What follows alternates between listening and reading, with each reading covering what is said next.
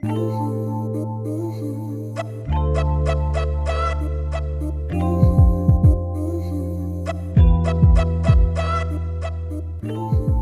with the nicest, the flyest, the finest. Hey, you know what I mean? If everyone said that, though, that'd be kind of cool, right? Do it again. So say it a little louder. Be like, now you just chilling in with the nicest, the flyest.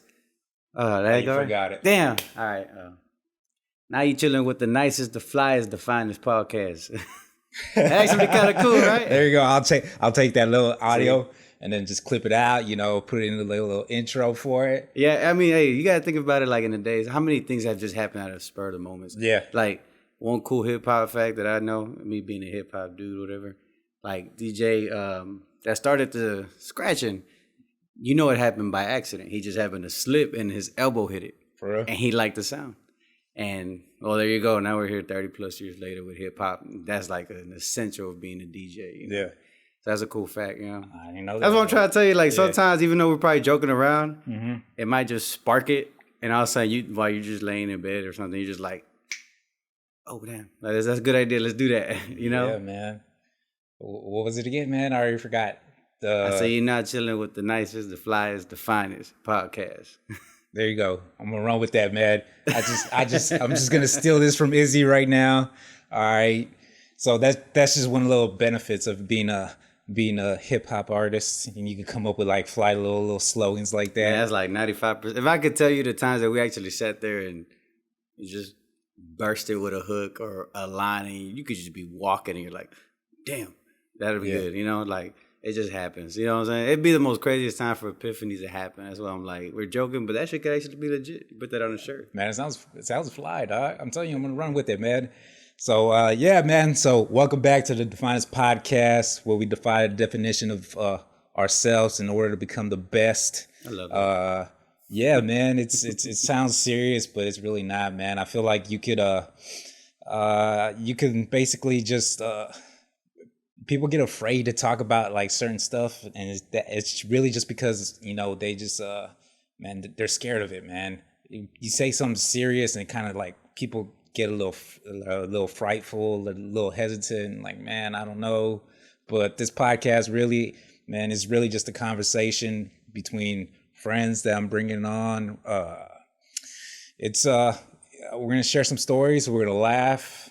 And yeah, man, that's about it, man. Yeah, leading off with that point, one of the biggest things I think today, because I catch myself on the same stuff. Yeah. Where you said people like don't really, this is like a no judge zone, so it's cool to feel like that, you know? But deep down, someone out there, I can say something and they'll be like, oh, why did you say that? You know what I mean? Mm-hmm. Like, that's just society now, man. It's just everyone's so offended by everything because I'm offended by that fly right now. Yeah. So there's this fly going around the room. I've been trying to get it like all morning, but I don't have as quick as reflexes as I used to, man. So Miyagi this thing comes by me again. Man. Like it's just one of those. That's just kind of where we're at with society. Sometimes I feel like I'd be wanting to say something, but then I think and I delete the whole status. I'm like, nah, I don't want to get into it or nobody or anything stupid, Yeah. A lot of like politics to me, I don't really like to get into them too much, but I like to be informed. Yeah. But I don't like to argue with nobody because I just feel like we and you can be great friends, and then like that one thing of just, you know what I'm saying? Like, oh, Mike wants the wall. Like, I'm not saying I'm for or against, I'm just saying like, oh, Mike wants this. So Mike's Republican, I'm Democrat, or I'm conservative. It's just, that's one of those things. Everyone gets offended so easily. Like, I don't even try to get into those discussions. My thing is sports. We can argue about sports all day, you know? Like, that's going all in. Like, that's probably my little escape from reality in a way, sports. Yeah. Along with music and, going to work out or whatever. But that's doing my thing. What you got some? I never hear you talk about what you like to your escape. Like my escape? Movies, man. Movies, TV. Man, that's my escape. What intrigues you though? Like, see, when it comes to sports, I'm a big fan of the like world-class athletic ability, the fact that you just can't find that anywhere. Like, we can go watch people at rec leagues, and it's like, it's some bad basketball. Uh-huh. You watch NBA compared to other higher classes like the G leagues, and like the level of elite is just so superior. And I don't know if you ever seen like a basketball player We're gonna do that all day. Like, I don't know, you ever seen like I seen Yao Ming when I was a kid when he first got here. Dude, those are as close to like a superhuman it could get. Like, them dudes look ridiculous in person, you know? Yes. So that's what intrigues me about it. And also like the analytics of arguing with somebody and then like the bringing up numbers. And trying to prove your point. Yeah, like it's just something about it that's just really intriguing. Like the what if scenarios is probably my biggest thing. Like, like that's, I mean, we'll be all right. We're going to be okay. But that's what intrigues me. Like what gets you out of movies? I know the stories are always good because we all watch movies. But what intrigues you? The plots, the lines, To me, what really gets me into it is that they're able to create like a whole little different world. And then so basically like inside of it, you kind of... And, you know, if you have a really good director, a really good cinematographer, they're able to like make you forget about everything else. That you just get drawn into this little world and then you're just thinking about like all the possibilities in that world. And then just seeing the stuff, the how the story motivates and what they do to tie everything in. You're like, oh man, that's what intrigues me about like movies. And it kind of gets me like, I get so focused into that, you know, that I kind of forget about like everything else.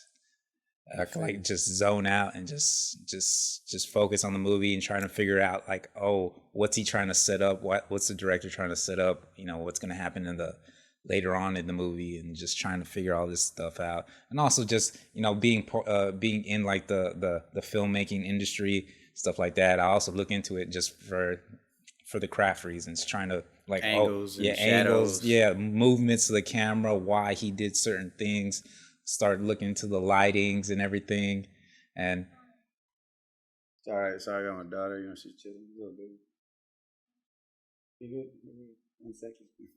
She's just gonna be sitting with me. It's one of the joys of fatherhood. There you go. Joys of fatherhood. It's like, why? Wait, why? To the camera. Yeah, we're on camera. So one of the joys of fatherhood, she'll pick the color out. Yeah, she did. We got Melody. She picked the color. She picked the wrong color. We're gonna let her slide. No, we talk about purple's dope, man. Purple's a dope color, though. How you call it? But nah, that's blue. I think I'm colorblind then. But like, I also like when it comes like to the movie concepts. Like, I'm a big fan of the dialogue. You know. Yeah. So.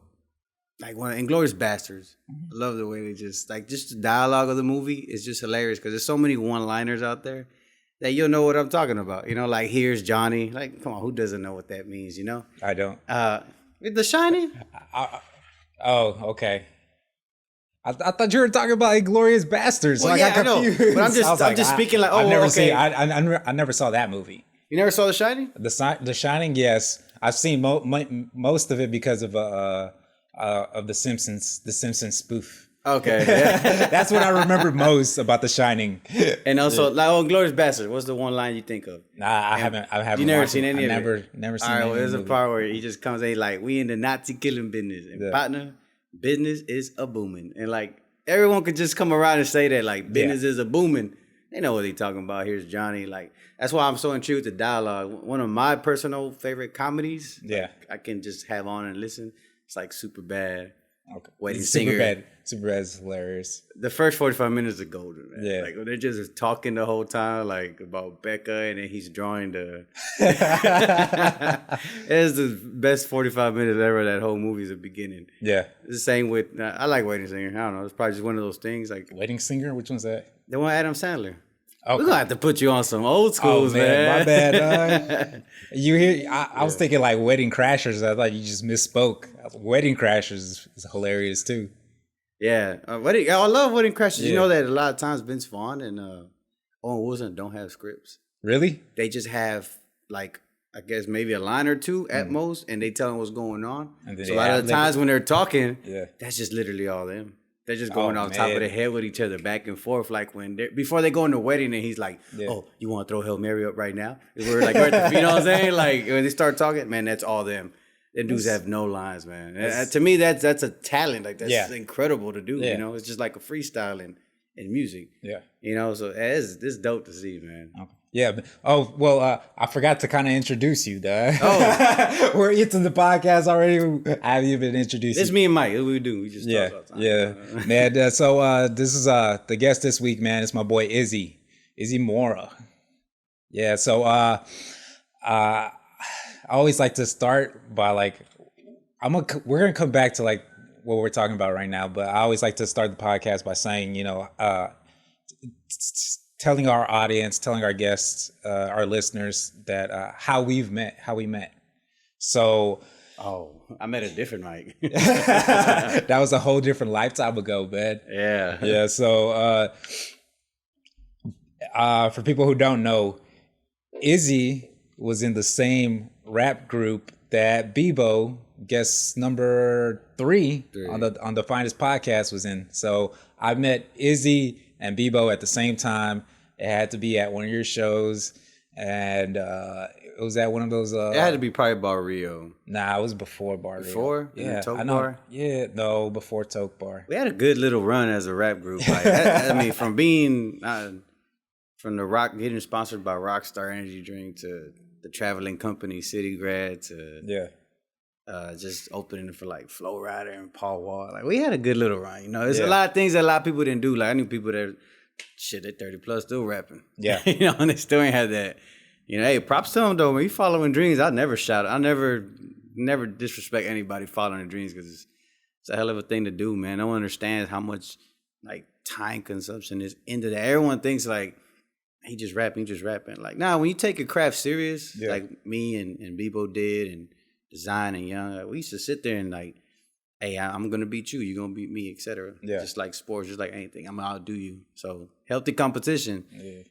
And fast forward, before we get into that, I remember Mike, him telling me, "Why are both your hands empty?" And I was like, "Who is this?" You know, I was like, he's like, "Oh, Mike." I was like, "All right, cool." I was like, "It was nice to meet you." I remember at the bar. I don't remember exactly which one. I thought it was Barrio. That one was probably Barrio. Probably that time, but I met you before that. I met you before that. But my biggest that was one of my biggest influence was you coming up to me. You're like, "Hey, Izzy," you're like, "Why both your hands empty?" And then you handed me like 2 drinks, and I was like, "I guess they're not anymore." We were just drinking. That was a whole. I mean, that was a different us, man. That's crazy, man, how life evolves, man. Like. Yeah, man, it's a whole different lifetime ago, man. Just thinking about stories like that, man. But yeah, that's kind of like the whole. It's part of it, and how you were mentioning earlier, man. Yeah, people don't realize like when you're chasing your goals, man, that you're spending like all these hours, like all these like late nights, while everybody else is out like doing stuff. Like you're like sitting at home or sitting in the studio, just writing, thinking about working, trying to get better.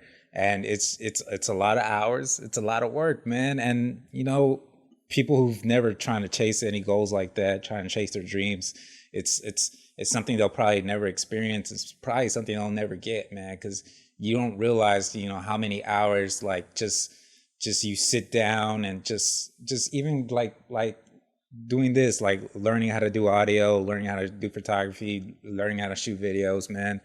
There's nights where that's all I was looking up. I was like, just researching. Okay, you know, I got a camera. How can I make the shot look better? Like, all right, what do I have to do? And then just trying to learn as much as I can. And it's something that, you know, everybody chasing a dream is going to have to put in that type of effort, that type of work if they want to make something happen from it. Yeah, like just going back to like where even making a song. Yeah.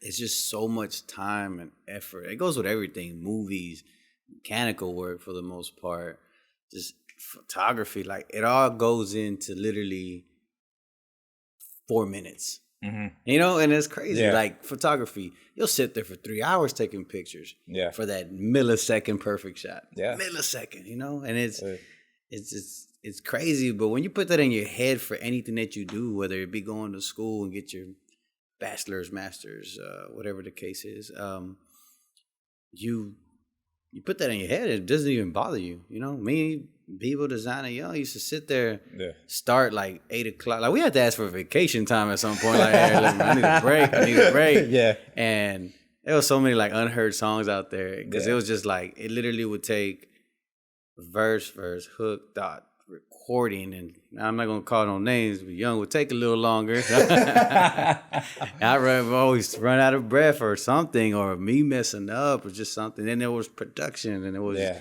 mixing and mastering it. And it was, is it long enough? Does it sound good? Okay, can we do this with it? What are the like? It's just like, man, it was, before you knew it, it'd be like a whole damn day. Yeah, for a 3, 4, 5 minute song. Yeah, man. You know, all for 1 second, and then it's all for just a shot in the dark. Hope this happens. You know, you know, same thing. Yeah, it's crazy. I know because well, I got a whole bunch of your songs that are unreleased. That one of the reasons why you came here was to drop off your old computer that has some of these files on there because I want to. Has everything on there, man. Yeah, man. Died on me after like 10 years. Yeah, man. So, you brought it to me. I'm gonna see if I can fix it, or at least just pull the hard drive and then just get all the files. Because what I got is the rough mix of it, like the MP3 versions of it. Yeah. But like if I could get like the instrumental separate from the vocals, then I can mix it. I can mix it a little better, and then So I'll probably do in the short little in a few maybe, let's say, weeks. Give me a little time. Give me a little time. I was like, man. Yeah, let's man. In soon I'll probably leak your album. I'm gonna leak. Go ahead and put it out. You know, ain't no hurt on my end. Album, man. I'm gonna leak your album. I'll probably, let's see what I could do. I'll probably put it on the Defynest website, or if not, like I could do like I could stream it on my personal website.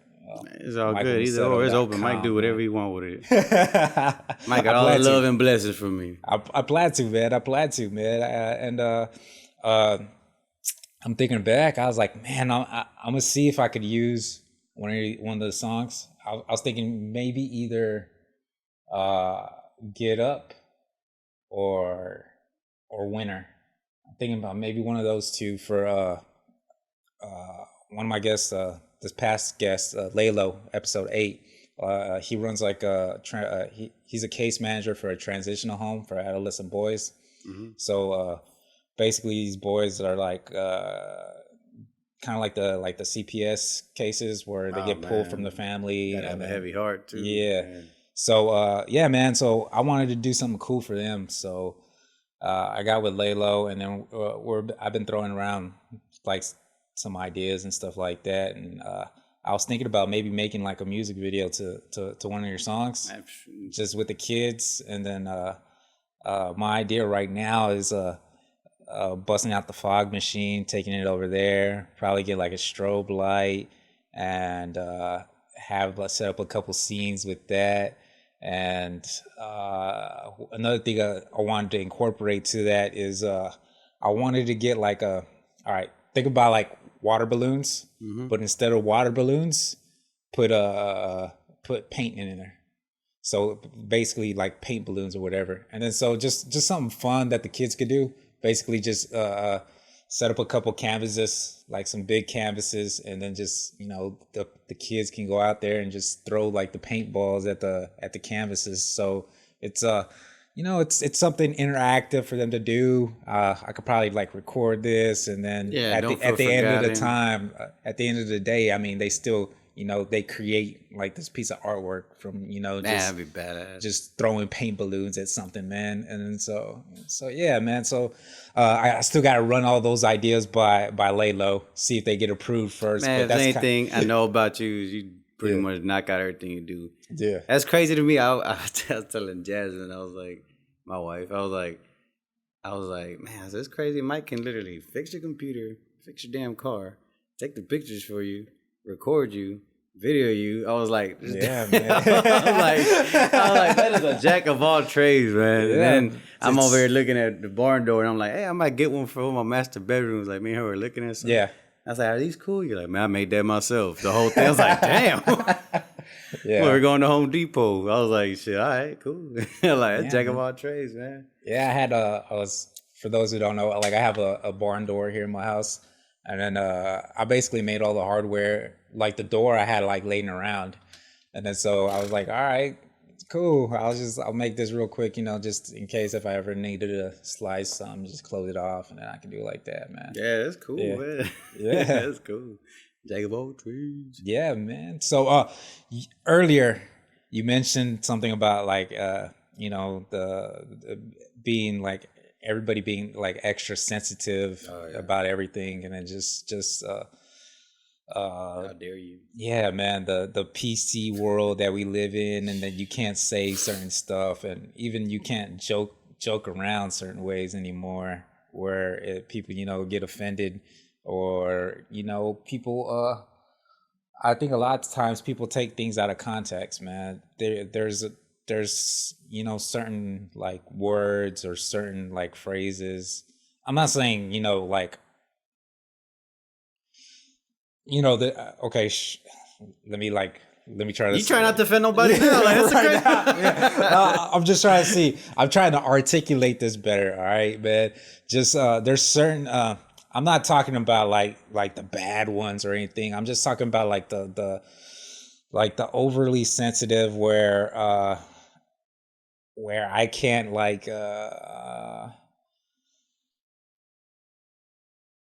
man, I'm trying to pick up like a good situation where I could a good example. You can easily use politics and everything. Yeah, you could do politics. Everyone's always offended on that side. Yeah, well, especially with like Trump, right in your arm. I see you. Yeah, this fly is gonna bug us the entire episode, man. It's gonna be hilarious. the episode of the fly. People slapped themselves 30 Attack times. of the Fly.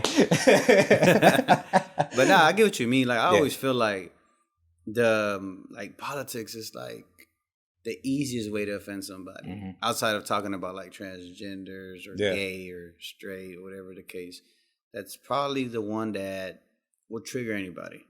Because it's to the point with politics, and the reason I don't really like politics because I feel like they're wasting money on campaigning and crap. Because like I know people that have been Republicans since forever. Yeah, they're not changing now. No. So are you even trying to talk your ideas to them? Like they're sold on your ideas. Democrats, there's people that are Democrats their whole life. And they're not changing anytime soon. It's very hard. Yeah, so. What you're just setting your waste to me is like, man, it's a waste of money. You're trying to just like turn around 10% of the people or something. Yeah. And just a waste of money. If anything, they wasted a lot of money this last campaign with all that stuff that was going on and all those rallies and protests and stuff. So without offending anyone, I guess, like the one thing I said about, Trump when he came out, I was like, if there's one thing he did good for us and one thing that he did bad, one thing, he pulled everyone's face out. People was coming out the woodworks like, what? Yeah, and beaners, walk, get them beaners out of here, And which is cool. Hey, find out who people really think is good, honesty, I guess. And also, man, release the hate on both sides. That comes from both sides. People against Trump were hateful as hell. People for Trump were hateful as hell. It was just a big old cluster like of everybody just not liking it, what I mean? It just that's the biggest, easiest way for you to offend somebody. Just mention wall, or just mention immigrants, or just like, man, politics is just that's why I really mess with it like that, Just feel like if I love you as a friend, if you're a Republican or a Democrat, and I don't want to have that argument with you, Like, hey, it's cool, man, but we're A1 though, don't worry. Yeah, but I kind of feel like just a couple points, just talk about the politics. Hashtag Trump. Dude, when he was elected, I was like, I can't believe this dude actually won. Like literally when he announced that he was running, I was like, oh, this is hilarious. It's a joke, right? You're like, it's funny. Oh, this is hilarious, man. And then I was like, no way he's gonna win. No way, dog. I was like, get it further and further and further. You're like, okay, now I'm gonna work. Oh man. And then election day comes out, man, and saying he won. I'm like, oh my God, are you serious? I was like, that many people voted for Trump. I think that was like absolutely ridiculous, man. But like also, not saying he's like a big speaker of everybody, but George Lopez said it. He was like, there's enough hidden racist people out here that clinged on to that wall and Mexican talk that he could have won. Yeah. Not even saying every Trump supporter is racist. Like I got friends that voted for Trump. That's why politics, I avoid the discussion. Yeah. Because it's just like, nah, you my friend, you want to get warped in that crap, you do your thing, vote for who you want to. I personally, I mean, coming from like Greens Point, around those areas, like when my grandma was staying in Studewood, like them neighborhoods have always been the same. Yeah. Every president that ran through there. So to me, I don't give a damn who's in the White House. Like the hood's the hood. The hood's gonna stay the hood. They ain't fixing anything I care about, so I don't care. Yeah. You know what I mean? So that's just where I'm at with politics. Like from everybody. So I don't like what the hell is Trump gonna fix? Yeah. I mean, you know, so it's whatever. But just going off of that, like that's the quickest way to write somebody. You know, it's just. But when the thing that I never really cared if Trump ran. I honestly didn't. I was like, yo, this dude here's the truth. Like I was laughing about it because I was like, yo, he's like, you know what? I already made a bunch of money. Yeah. Let me go try to be president, you know? And then the shit show started. Yeah. But it's when he it's when he villainized like our skin tone. He villainized it, you know? Because I working as a roughneck in the field for a while. A lot of people, you know, there's a bunch of white folks, a bunch of Mexicans. That's the first thing white folks yell at me joking with me. And I know them. I know they're Trump supporters. It's all good. They're great people. But that's the first thing they're going to yell at me. Wall. Oh, we're going to kick your ass over the wall. Yeah. Like, that's the shit that they woke up. So it just villainized our skin tone, our people, you know? Like, hell, that's just what happened. That was the bigger issue with me with Trump. I didn't care about anything that he did, anything. He could have won. I wouldn't have cared. But the minute that he villainized our people and tried to act like immigrants are the problem, especially because knowing people that brought here at 1, 2, so I got cousins that are like that got brought here as infants. Mm-hmm. You know, I got an aunt, and right now she's working for Whole Foods making $100K. She got brought here as an infant with my other aunt's birth certificate. Yeah, you know, that's not her fault, but she was illegal for a while. And both my parents came here illegally. Yeah, both of them. My grandparents overstayed, and Ronald Reagan passed some law, and he was like, "Hey, if you've been here, get your social." Yeah, they went and got it. It was like quick, but both my parents are citizens now, though. Let's be clear. Just say that. All right, they came here illegally, but both of them are American citizens right now. All right. Yeah. We gotta be clear. Yeah, it's like all of a sudden the fans is like, "Hey, the Defynest Podcast." That guy, go hit that up, man. Yeah, I'm gonna have a raid over here. But like it just kind of sucked because like I felt as American as anybody. You know, I never felt like American was like anything but people. Mm-hmm. I honestly did feel that. I never felt like wrong, you know. But that was my biggest issue when he did that. I was like, what the hell? I was like, she's gonna villainize the shit out of like he knows they're not sending over their best. Like really, he's gonna villainize the shit out of us like that? Like you know that. The ones that are legal are cool. How you gonna differentiate that when he's making it seem like they're all illegal now? Yeah. You know, like he just put them in the group, and it's like he just made it like we just became enemy to people like that. You know, and like it's like a song that I had that wasn't released. Like the one you said, I didn't even finished it, I think, but I had verses to it, and like the first part was me and my people 3 deep in the Regal. I have my hoodie on. They're thinking that I'm evil. I take it out now. They assume that I'm illegal. Now the equal shouldn't be here, and this country doesn't need you. Like, it's either or, man. Either we look evil or we're illegal. Like, it's either one for our people. Riding around. Do you ever get nervous riding around at night? I do sometimes. Like, I don't know. You know, like, if I'm on an airline for my grandma's in Greensboro, I'm like... I don't get nervous, but, you know, it's like I'm always, like, vigilant, man. I'm always looking, super aware, no matter what, man. It's like... And that's something that I probably do, like, all the times, no matter, like, it could be, like, in the middle of the day, man. But I'm always, like, super aware of everything, man.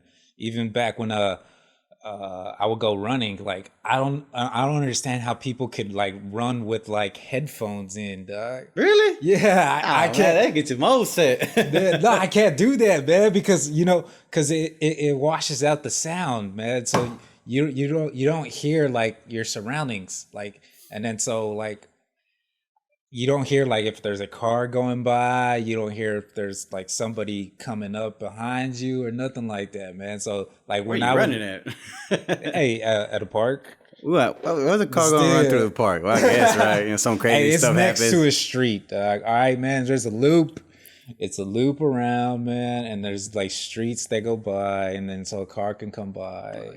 And sometimes like the trail like floods, so you don't want to go running through that. So you kind of go on the street and to loop around it and stuff like that. I mean, hey, we all got to send Mike some parks to run at. You know, they're a little safer.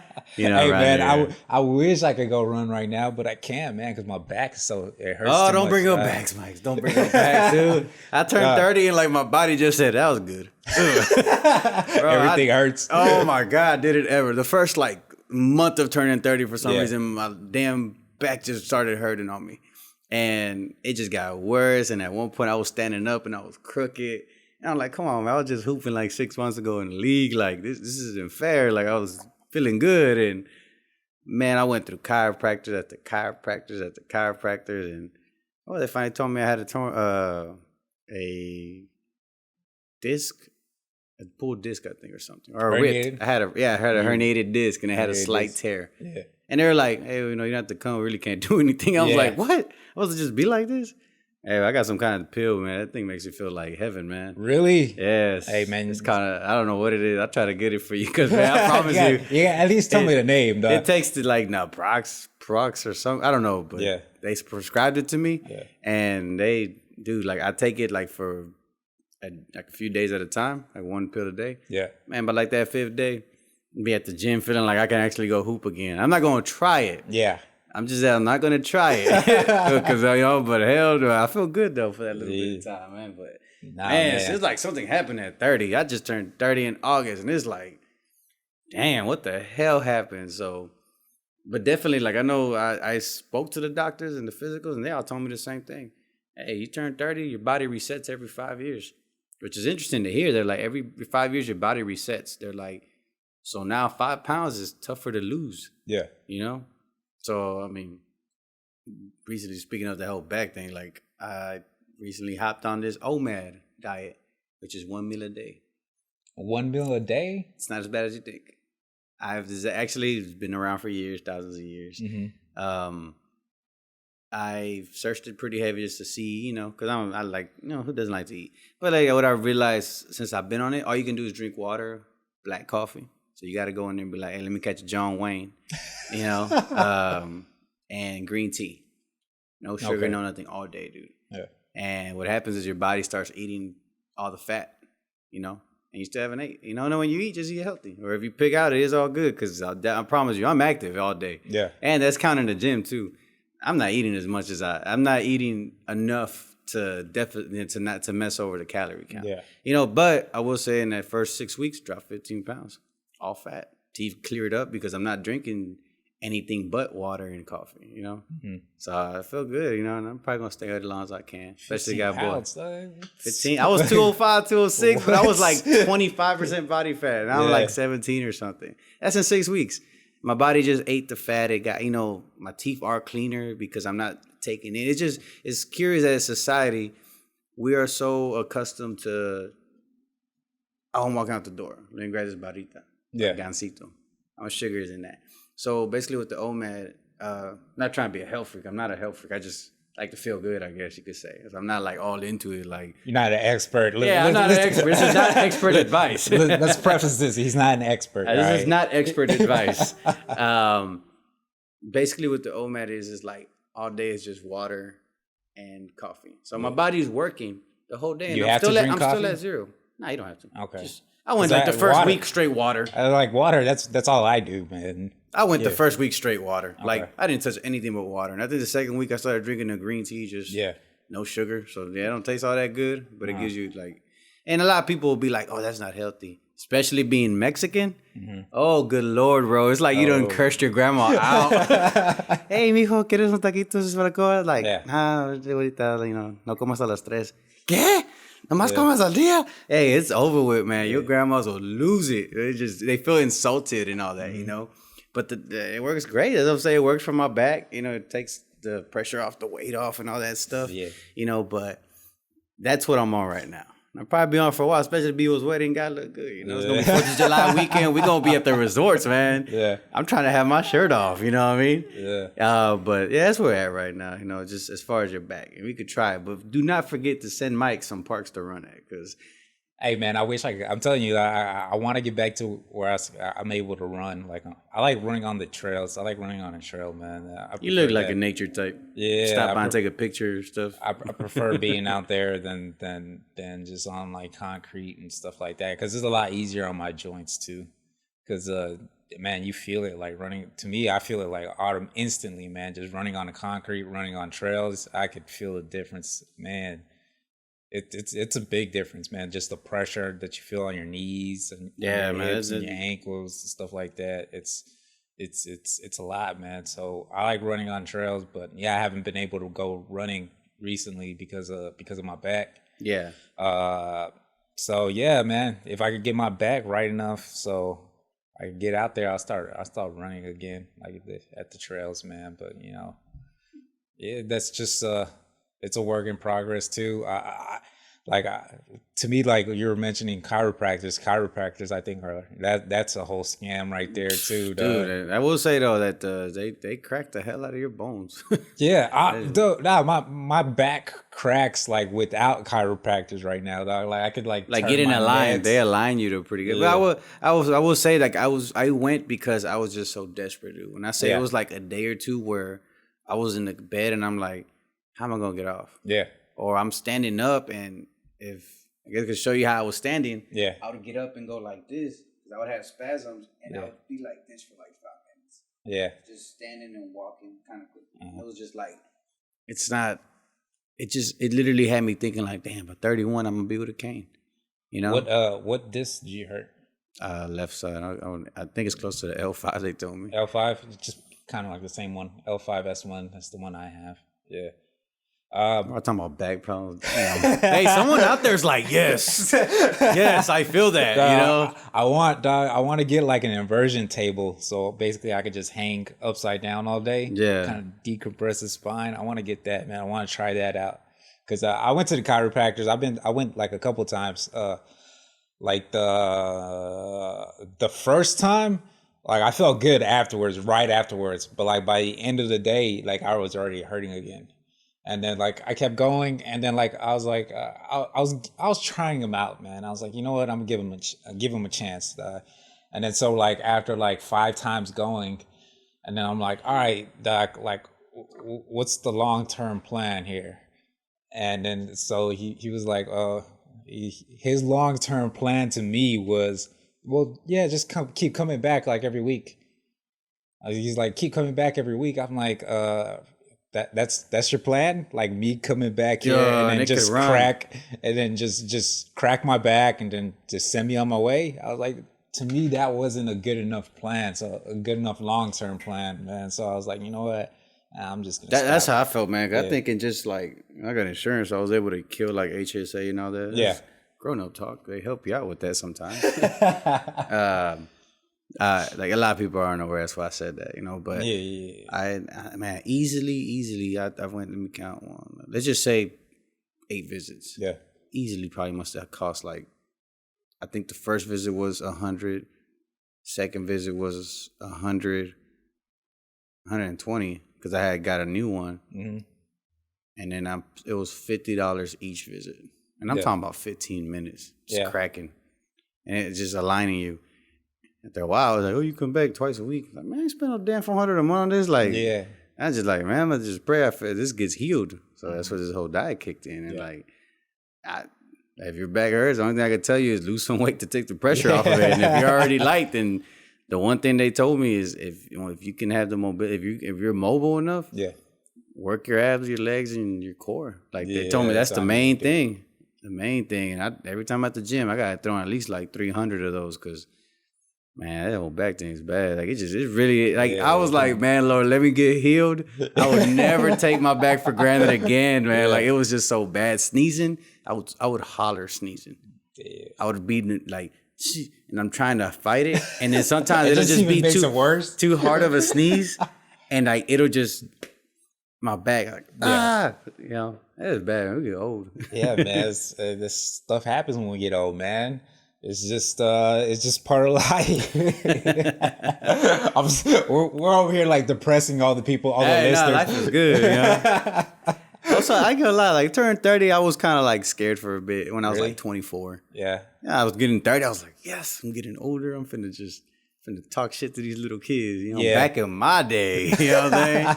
But I mean, a lot of times, luckily, I don't look old. You know what I'm saying? So it helps out. I still get ID'd at least once out of the 10 times at the store. So hell yeah, you know what I'm saying? That's cool. It's a good feeling, man. Yeah. I get ID'd for I don't cigarettes.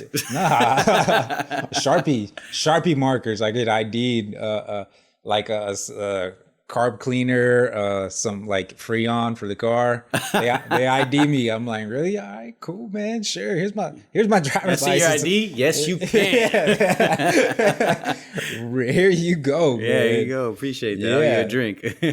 For real, man. But it's crazy, man. But yeah, I know I got to work out on my core, and you know, I know my core is weak as hell. But you know, there's sometimes, man, I'm trying to work out, but I'm just to the point where I'm like so exhausted that really I'm just like kind of just like I end up like laying down on the floor. Just laying on the floor. I was like, oh my God. I was like, especially that happens to me in the morning, man. Because really when I wake up first thing in the morning, I used to go run. First thing when I wake up every morning, I used to go run, but now I can't do that, man. And then so I started, you know, doing some stretches. Well, turns out like I do yoga. Like for a while, yoga isn't bad. I heard yoga was difficult. Hey, too. Man, for a while I didn't know I did yoga until a friend of mine explained it to me. Because all I did, I just called it. Now. I just called it stretching. Mike wants to stop now, so he's like yoga. I ain't doing that. Yoga, I'm a man. I was like, what's yoga, man? Nah, I heard yoga is very, very great. I wanted to try it too, but I don't even know if I can. Honestly. Yeah, like, I'm scared. so I do that every morning, and then plus like some other like stretches and exercises, and then but yeah, man, sometimes I'm in the middle of like stretching out my back like on the floor, and then I just kind of just lay there instead. You start going to sleep. Yes. Yeah, that's how it is, man. Like, yeah, bad, but I had to force myself sometimes, and especially like when I get busy around work, that kind of messes stuff up too, man. Because instead of like waking up and then exercising, I want to like wake up and just start working. Because how I feel, I was like, I got to get this. Let me finish all this work so I can relax a little bit, you know. Because that's I don't know, man. It just kind of drives me. If I have work, I can't just have it like sitting there. Like I feel like I have to do it. Coming back to the beginning, that's what I was saying. Like, what's your escape? Because it's a lot of discipline, and that's why when I see somebody that's ripped, whether it's a guy or a girl, and they're just in elite shape, I respect that so much because I know the discipline behind it is ridiculous. You know, like everyone just thinks like, hey, you know, I'm gonna go lift, I'm gonna go run, it'll work out. Like, man, there's just so much into it now. Like, you gotta eat right too. Yeah, you gotta eat right. You gotta drink water. You can't like the thing I was saying about the OMAD that's really awakened me to it. Woke. Hashtag woke. Woke. I like how you said it. You said it all old. But like old man over here. Yeah. The thing that I've noticed and at my job, we get sometimes like tacos and donuts and kolaches and coffee. And who doesn't love coffee? Like that? I'm sorry, but I don't drink coffee. You know me, I love it. You know, but what I've noticed while I've been doing it is that I've said no to so much little snacks, and then when you realize how much sugar you're saying no to, how much bread, how much this and that, you start realizing like, damn, as society, like that adds up a lot. Yeah, and that's why we get stuck sometimes. So the discipline for me to be like, hey, you want these tacos? You know, I love the Mexican tacos. Little tacos with the cebolla and chile. Like, it's good. Mouth got watery. And it's Did good. You eat breakfast? I haven't had it. I haven't. Okay. No, I haven't. I can't. And it's just like, it just taught me like, damn, like we taking so much bad stuff. Yeah. That our body's not allowed to catch up as far as like what it needs to burn. You know, so it just, the discipline that goes into OMAD is it's actually what keeps me going, because I get to tell people like, hey, do you eat this? I was like, don't touch it. You know, like I don't touch it till a certain time, and what I do have a good meal though. I'm not gonna sit here and tell you I'm eating chicken and tuna the whole damn. Nah, like there's some times where I'm like, man, we got some ice cream.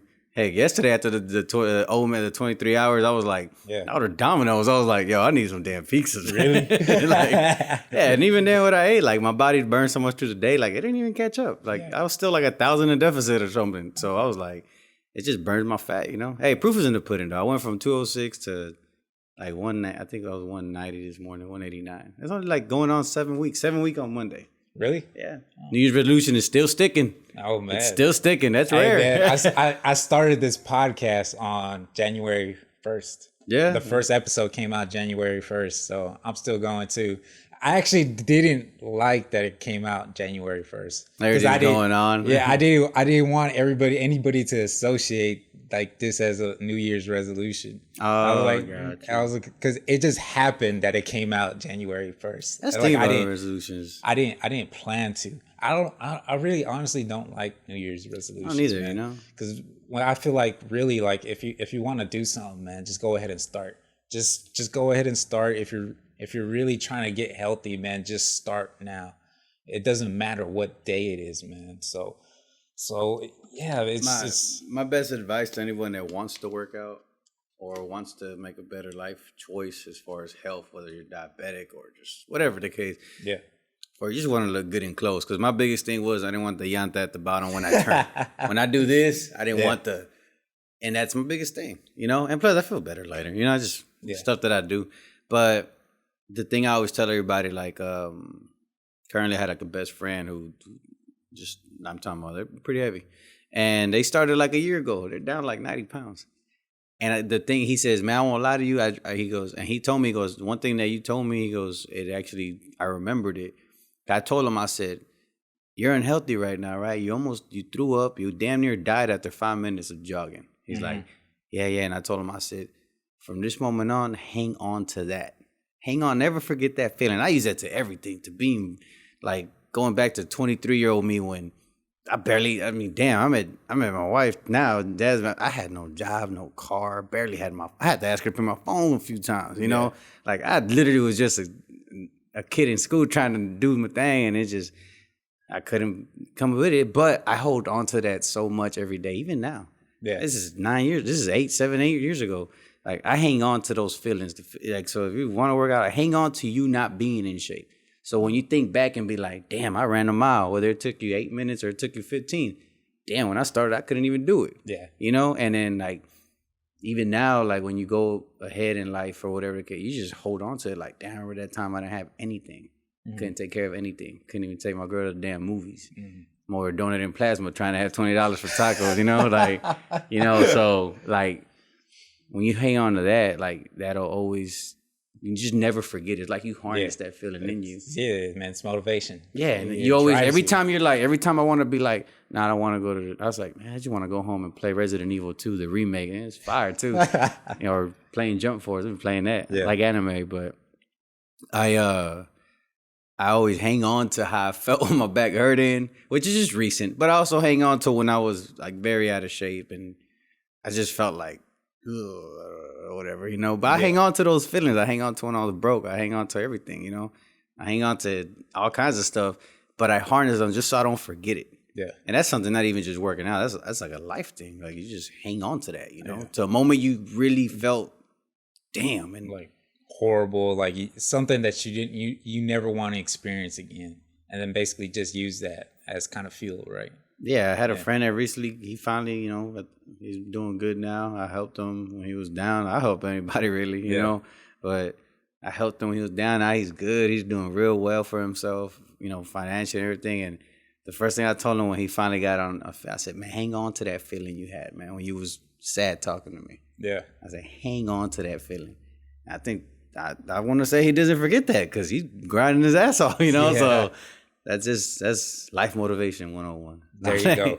Harness the bad stuff and stay away from it, you know. So that was always cool. Yeah, but so, oh man, Izzy, like before you even started this podcast, or when I reached out to you about like getting you on an episode, that you're like you were worried about what topic we're gonna talk about, man. You're worried about like what we're gonna say, like, oh man, and then you're like one of the you're probably the guest that like I was least worried about, like having to figure out a conversation, like figure out. I could like talk a lot. Yeah.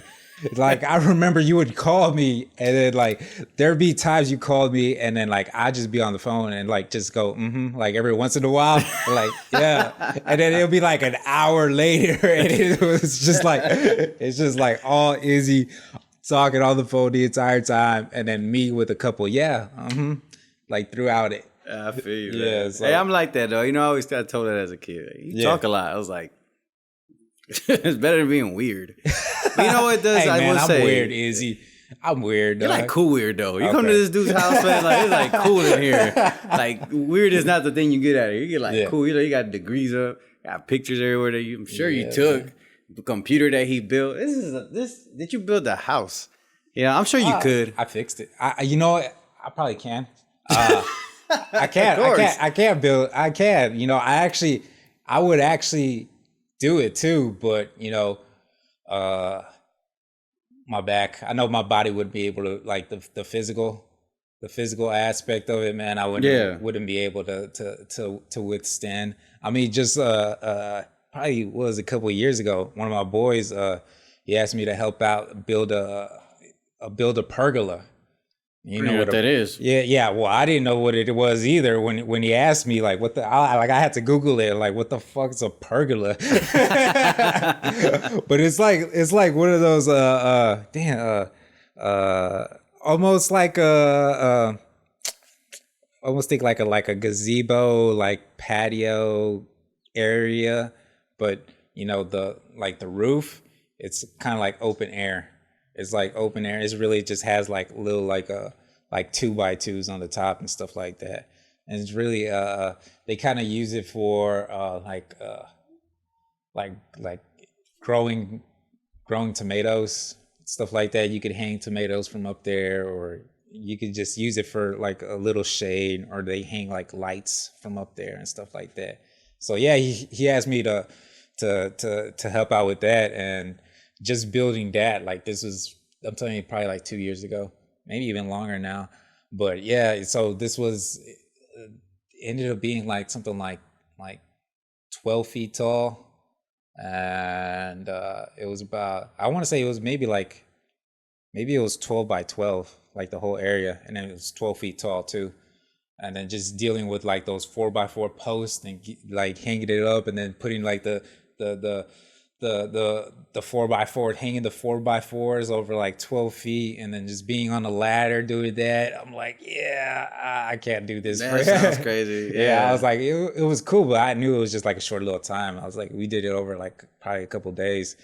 And then I was like, probably wouldn't be able to build a house. I was like, how you think about it, a house would be a lot larger scale than that.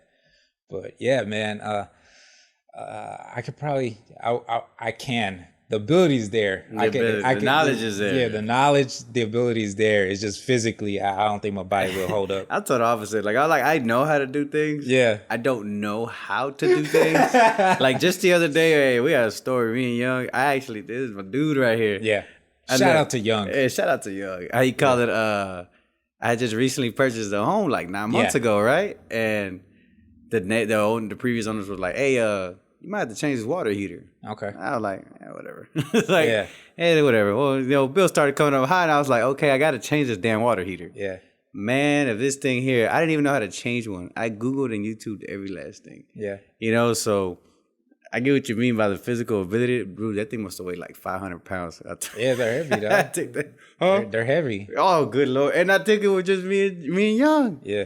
Coming down the stairs. I'm guessing you didn't drain the water heater first. I tried, but it was full of rock. Like it was just. Oh, okay. It was sludge. Just like It had no choice. I was like, bro, this is gonna suck.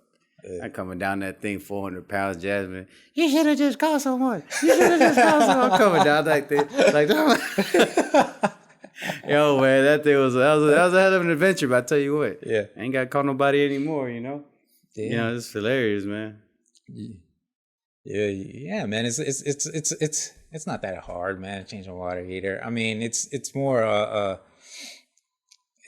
I mean, nowadays you could Google and YouTube anything, man, and it's more about like just sitting down and watching like the entire video. A lot of people skimming through it. Like, I be skimming through it. I knew it. Like, all right, I got that part. Let's fast forward a couple minutes. Let's see what he's talking about now. Yeah, sometimes they be a little too broken down. Like, this is a screwdriver. Yeah, like, sometimes. Bro, come on, man. Yeah, sometimes like, just go with it. Yeah, they draw out the explanations a little too far and stuff like that. But yeah, man, it's really not that hard. I mean, it's just having the will to sit down and actually want to learn it and actually doing it too. That's a whole different thing too. Just actually physically doing it.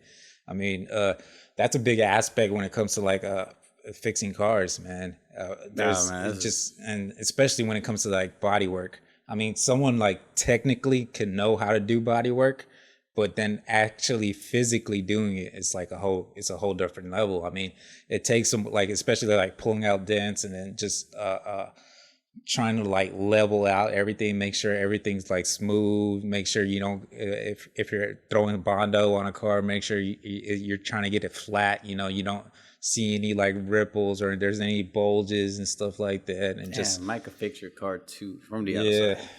Yeah, man. Yeah. So there's the technical knowledge, but you still have to have the physical ability to actually do it. And then you have to have like experience too, because you're not going to be able to get like the perfect body work, the perfect paint job on the first try.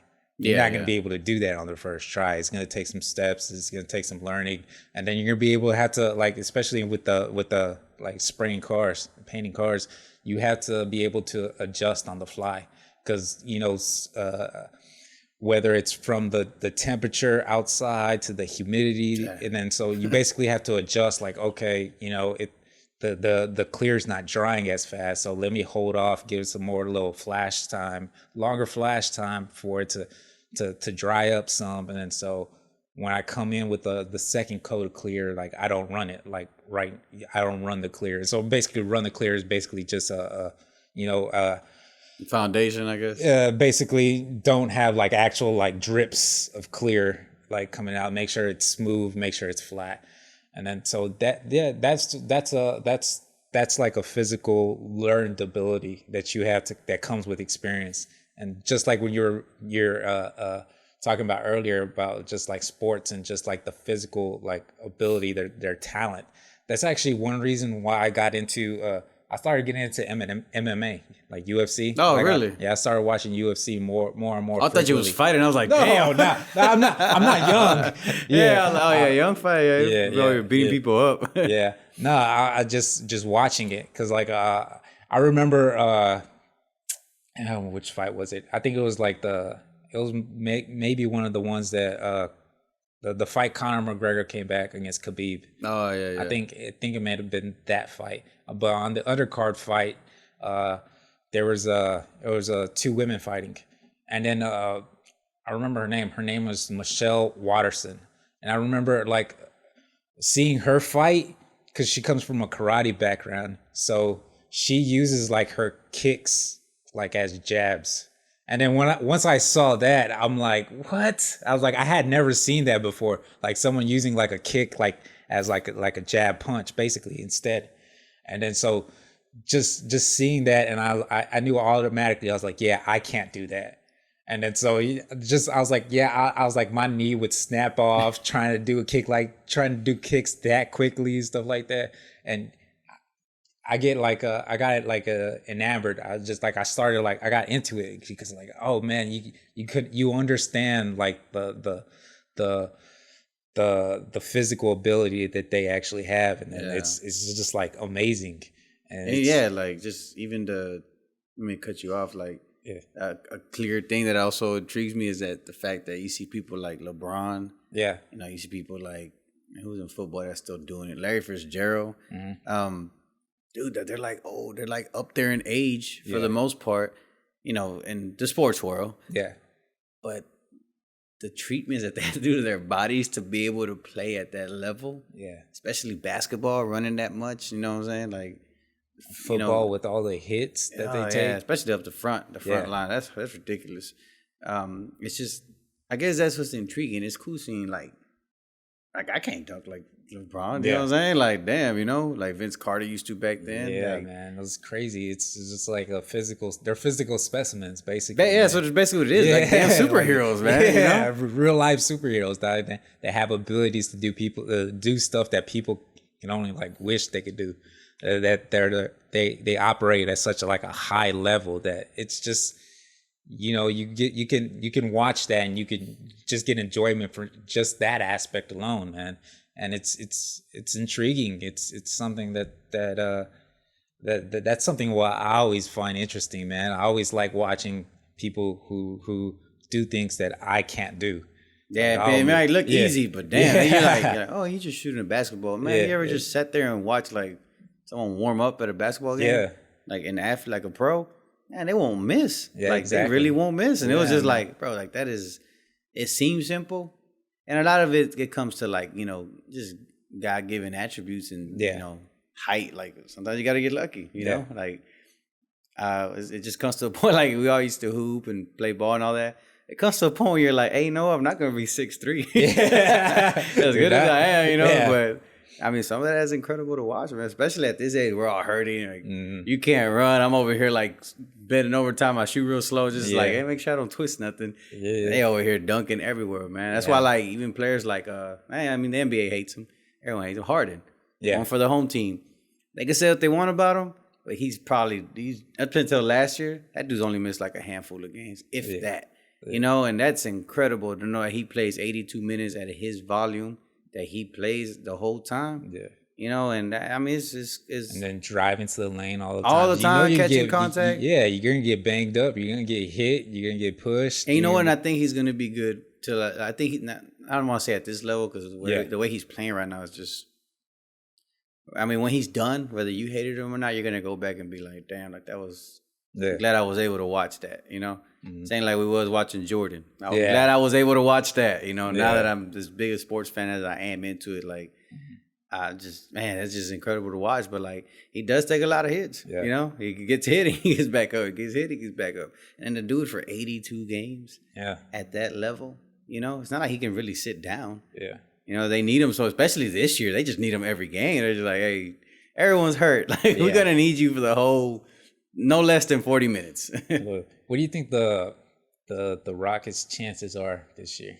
Man, I ain't gonna lie. There's, as much as I want, I mean, look, last year was their window, and it hurt that Chris Paul went down. Like I felt that in my bones, man. I just been a fan since I was 5. Yeah, I just felt it in my bones. I was like, this is it. They're about to take down the most talented team ever put together, ever, and.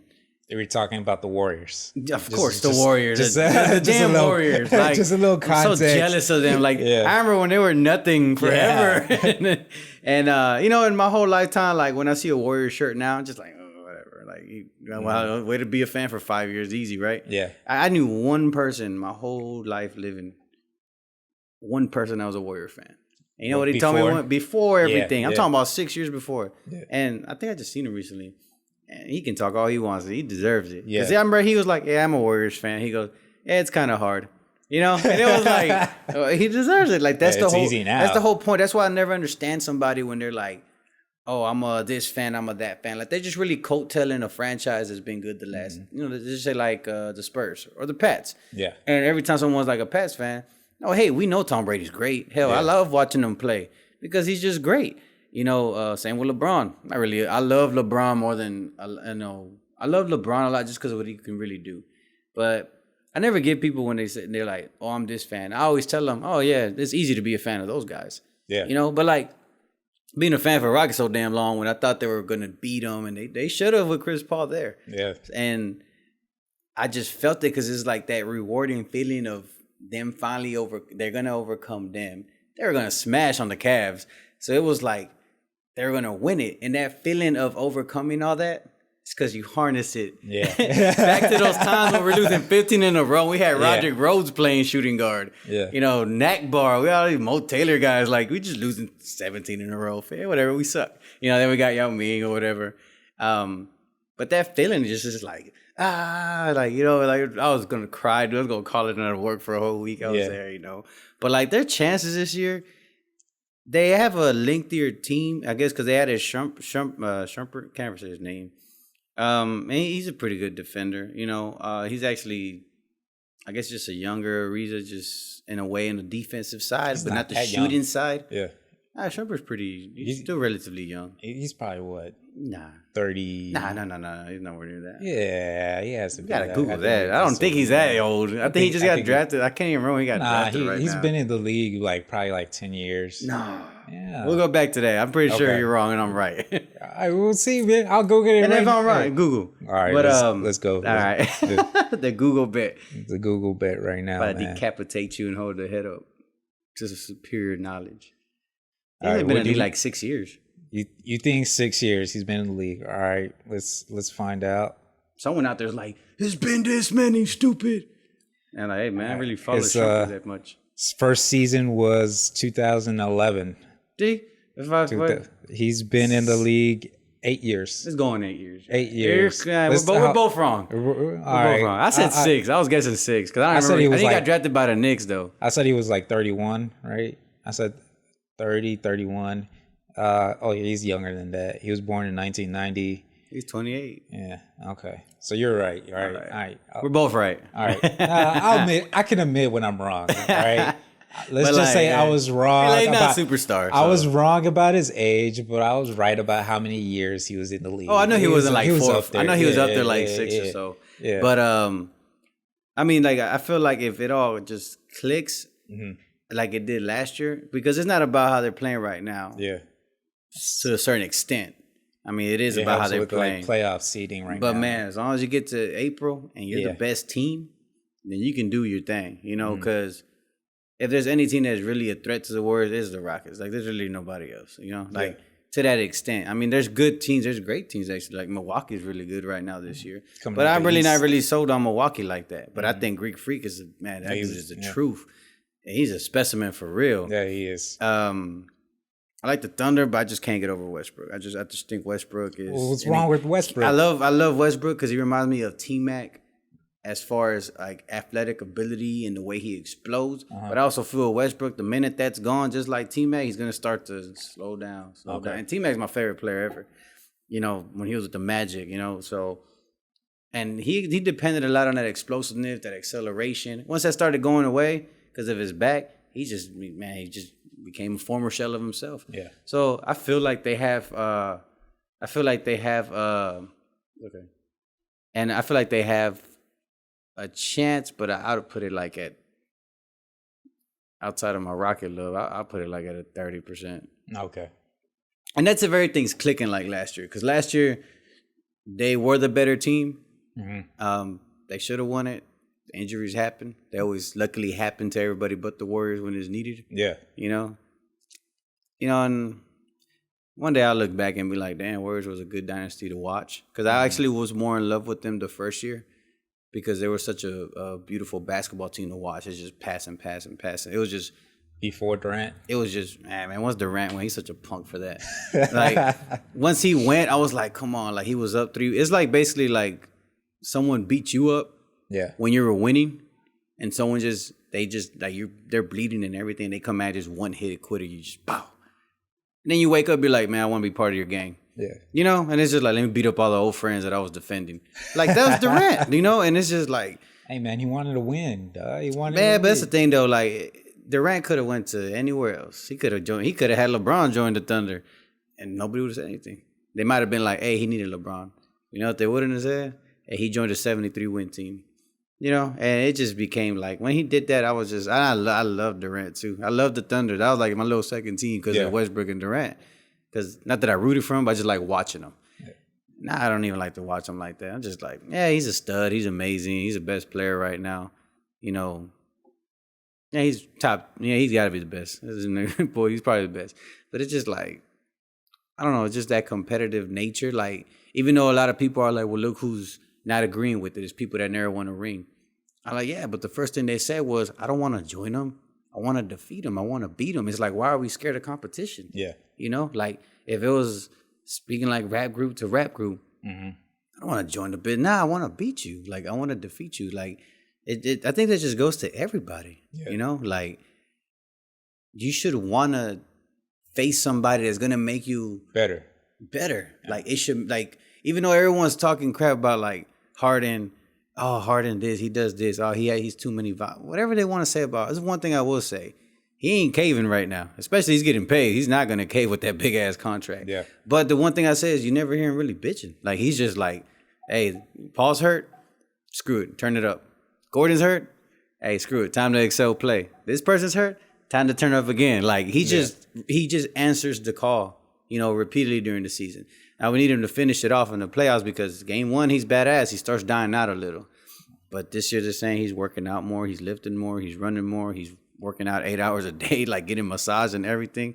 So, man, you never know, man. All it takes is 1 year to change everybody. And it's just kind of to the point where, like, all the people on TV are just like, they don't want to compete. Like, who doesn't want to compete? You know what I mean? Like, now Anthony Davis wants to go join a super team, you know? And it just gets kind of played out, man. It's like, it's going to water down rings. Yeah. You know? Like, I'd rather, the last real ring I saw was Nowitzki beating the Heat, you know? Yeah. Like, that was a legit team effort beating them, a super team like that.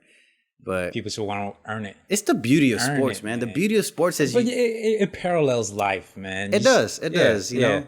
It's something that, like you were saying, man, everybody should take to heart, man. They should use that competition, man, to want to become better, instead of like using them to like, oh, like I want to join, like you were saying, I don't want to join you, I want to beat you. Man, use that as motivation, as drive to like force you to want to get better, man. And I think that's something that people should see. Like, it's not like you should use that, like if you see somebody that's doing something that you want to do, like, all right, I mean, you don't got to hate on them, but just you see that and then use that as motivation, and then use that like, all right, I want to get to a point where I'm bigger than them, so all right, put in the work, man. Or eye to eye, man. You know, that is life, man. Just go at it and then just put in the work and earn it, man. Use that to get better. That's just what it is, man. All it comes down to is just life and sports. It all just mixes in the same basket, you know.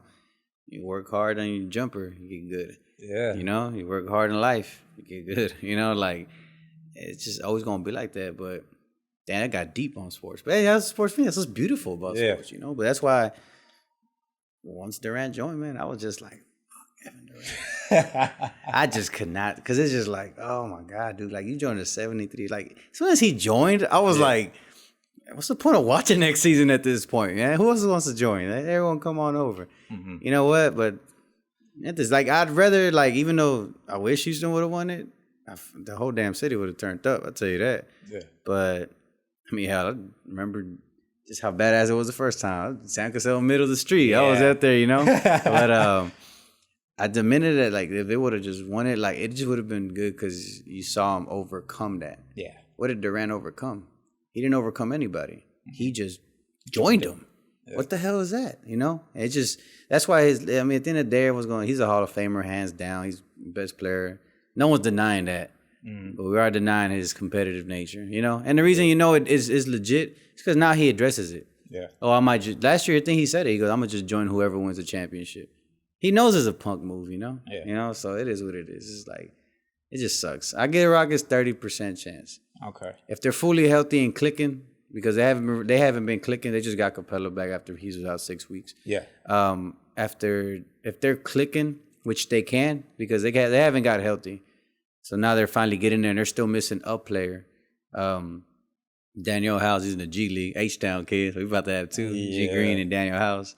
That was a contract issue. Yeah. They said that they something about playoff eligibility. So they got to wait for their season to be over. I think that's why they just sign him, because he refused. He wants to be an unrestricted free agent. I think, you know. They offered him a contract, and then like he didn't accept it because he was out of like playing time. He was out because he was on a 2-way deal. Yeah. Something like that. And then so basically he wasted, he used up all the time he could be on the team. So send him down because he didn't accept the Rockets offer. Yeah, and once that first deadline was up, they knew they had to wait till like March. Yeah. But he's hooping over in the G League right now. He's going off. So it's just once he comes back and then once they incorporate Shumpert to rotate to because if anything, the Rockets, along with Harden, have all overachieved at this point. Because Tucker's not meant to play that many minutes. You know, the only people on that team meant to play that kind of minutes is like Gordon, Harden, Capella. Hell, you can even say Chris Paul. You want him for an effective 30 minutes as good as he is, you know? But we'll see what happens. I think if they're all clicking and going in, they're going to give him that push again. Dope, and man. Hopefully they don't lose to injury again. Oh, dude, my stomach. I was in vacation in Florida with my family for Jav's birthday, and I was watching that game. Just, man, if y'all win, we ain't going to sleep tonight. We're going to family resort. We're going to run out there with drinks and bottles. Yeah. You know, but they lost. That's, man, you know what's crazy is that I keep every playoff run just to see what happens. I never know what's going to happen. I keep every newspaper every game. And that day I threw them all out. But I was moving to a new house, so guess what? Every time I unwrapped a damn dish, you see the newspaper. You bring back the old memories, the bad memories. Like, damn it. Yeah, man. So I think this is a good time. Like we could start wrapping it up, man. Thanks for coming on, Izzy. Man, I appreciate you. Anytime. She's my daughter, you know, she just wants the phone. You know, this damn internet. Kids' attention spans these days, man. Yeah. She looking at me with her face. Yeah, man. So, you got anywhere like you want people to follow you on Instagram or anything like that? Yeah, I got Instagram, Izzy Mora 88. Want to chat, joke. If you want your memes, I'm the guy. Also got a Twitter. Okay. Izzy Mora 88 is on there. Also, one of the little quick facts is that me and my boy Ty at Ty the Fancy Guy, we got a podcast that we're working on. We were starting on it last year. We're doing pretty good for like the first few episodes, getting like close to 100 plays on the first few. But it's sports, you know, sports is kind of a broader range. And it was on Spotify, on Apple, and all that stuff. It's called The 8. Yeah, I saw that. I listened to a couple episodes. So we was working on it, trying to get the kinks out. Yeah. We need to look official like Mike, though. Mike what would he talking about? He got my computer, though. Maybe. Hey, I'll fix it. I'm going to fix it. I'm going to fix it. But yeah, man, this is great, man. Like, this is a good setup. I appreciate that, man. Yeah, so guys, remember, we drop new episodes drop every Tuesday. I voted Tuesday, too. You voted Tuesday? Yeah. All right, cool. They drop every Tuesday at 7, man. We get on YouTube. The audio comes out the day before on Spotify, iTunes, Google Podcasts, all the other podcast places. What else, man? You can check out Defynest.com. That's DEFYNEST. My website, michaelmacedo.com. Instagram is michael.macedo. And man, I appreciate you guys for listening. I think I didn't mess up the audio this week, so that's a plus. That's a big plus. That's kind of vital. Yeah. And then for now, we got the temporary slogan. Yeah, go ahead and drop it, man. You're now listening to the nicest, the flyest, the finest podcast. One more time, Izzy. Don't mess up. You're now listening to the flyest, we learned it. You don't get it right. What is it? The flyest, the nicest, the finest podcast. There you go, man. So man. Work in progress. Work in progress, man. We're gonna get this all the kinks worked out, finalized and stuff like that, man. Yeah, man. But appreciate y'all. Make sure to subscribe on YouTube and you can subscribe to the podcast and all that other stuff. Yeah. Yeah, you're one of the first subscribers. I saw that. Yeah, because sometimes YouTube gives you a notification on like who subscribes, and then so when you subscribe, it popped up like, oh, Izzy. I was like, oh, supporting, baby. Thanks, man. Appreciate that. That's why, and that's why I have you on the podcast. It all starts with one, man. Yeah. So we're gonna keep going. I'm gonna have some more guests, and I'll keep y'all guys updated about the little event that I plan to do with Laylo. For the kids, see if we could get like a dope little music video. See if I could get Laylo to okay your song, so we could use that. and then make a little video for that, and we'll drop that on the Defynest YouTube channel. And yeah, man, I'll probably get some doing a little more cool things to come, stuff like that. I got like a photo shoot with my boy Jesus, who's a teacher for special needs kids. Mm-hmm. They're doing like I think like a special need Olympics like next month. So yeah, he reached out and asked me if I wanted to shoot that, and I said yes. So yeah, man, cool. I'm doing that and doing a couple more other stuff, and yeah, man, working on this, grinded, man. But yeah, that's about it, man. So I guess I'll check y'all guys in next week, and appreciate it. I like the little wink, Izzy. We're gonna end on a wink.